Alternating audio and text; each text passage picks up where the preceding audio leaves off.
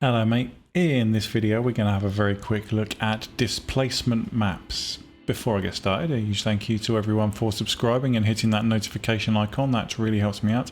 And an even bigger thank you to my members and patrons. Your names will be running across the bottom of the screen at the end of the video. If you are interested in supporting the channel, visit Patreon in the description down below, or simply join the channel by hitting the join button next to the subscribe button.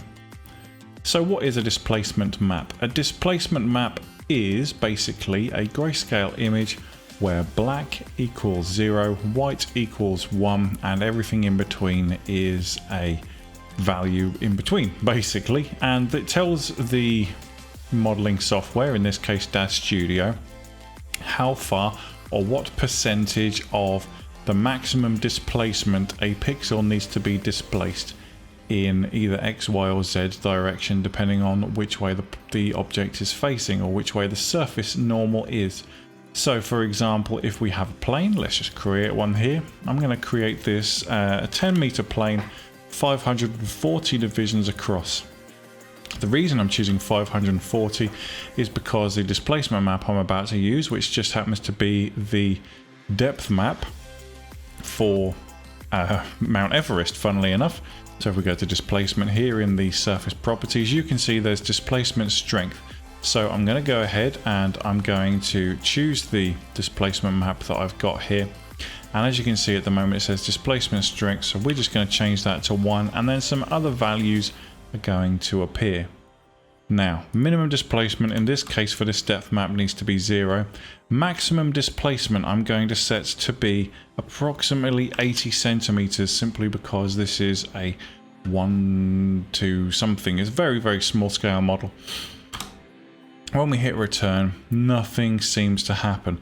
And that is because this is a surface property. So in order to see what we've done, we actually have to go into NVIDIA iRay, and then lo and behold, if we change the base color to mid-gray so that we can see that a little bit clearer, you can see now that we've got there a very small scale model of Mount Everest, and we can also reduce the glossy layered weight so that that reduces the glow even more. But there you go, you can see in iRay mode the displacement has created this scale model of Mount Everest. Now there's no reason that we can't crank up the scale of this model. Let's give it 10,000 scale, and then we're going to have to create a camera, or switch to the camera that I've already got in here, and look down at our model. It may not even be visible there, we may actually be below it. Yeah, we are. You can see there are some there are some weird shapes over there, so we need to put this camera at a translator probably of about 2,000. Let's see if that does it. That might even be too low still. Yeah, you can still see that we are underneath the mountains. Let's go to 10,000. Now you can see we're above our model, and we're up in the, well, we're up pretty much at the peak of Mount Everest by the looks of it. But that's essentially what you can do. You can use these displacement maps to apply them to a massive plane and create landscapes if you so wish. But bear in mind that the displacement map is not going to make the geometry visible, or rather the height of the object visible in the texture shaded. You're going to have to use the NVIDIA iRay map as a preview to actually see what your geometry is going to look like.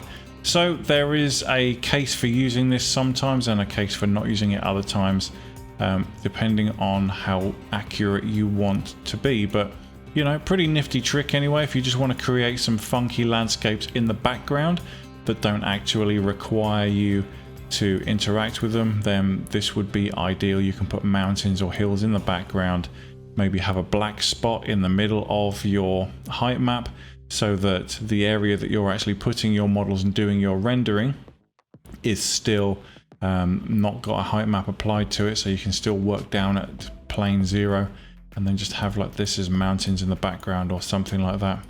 Either way, pretty nifty. I hope you've enjoyed that. Let me know what you think in the comments below, and I will see you in the next one. But until then, you take damn good care of yourselves, alright? Bye bye.